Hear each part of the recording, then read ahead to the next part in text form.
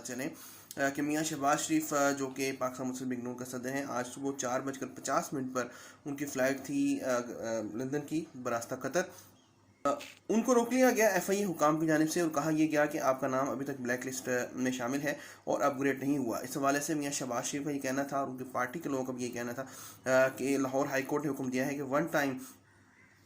उनको जो है इमिग्रेशन की इजाज़त है, वो जा सकते हैं लंदन इलाज के लिए, और 2 माह जो है उनको इजाज़त दी गई 8 हफ्तों के लिए जाने की। और उसमें यही जो बात दर्ज थी कि इस फ़्लाइट से वो जा रहे हैं और इस फ़्लाइट से वो वापस, लेकिन उसके बावजूद इमिग्रेशन हुकाम की जानिब से जो है उनको रोका गया। जब उन्होंने कहा कि ऑफलोड आप मुझे कर रहे हैं तो इसके मुतालिक आप लिख कर दें ताकि वो अदालत से रजू कर सकें, जिस पर उन्होंने कहा कि वो लिख कर नहीं दे सकते, जिससे ये मामला मुकम्मल तौर पर एक सियासी मामला नज़र आ रहा है। सियासी मामले को जो है नज़रअंदाज नहीं किया जा सकता और देखते हैं कि इसके असरात कहाँ तक जाते हैं और हुकूमत पाकिस्तान इसमें इन्वॉल्व है या नहीं, और इमिग्रेशन हुकाम को कहाँ से ऑर्डर्स मिले कि वो मियां शहबाज शरीफ को रोक सकें। और लाहौर हाई कोर्ट का हुक्म जो है वो नज़रअंदाज किया गया, यानी लाहौर हाई कोर्ट की वैल्यू जो है वो डाउन की गई। इस हवाले से मुल्क में एक सियासत में एक नया तूफ़ान बरपा होगा, जिसके लिए हमें अभी कुछ देर इंतज़ार करना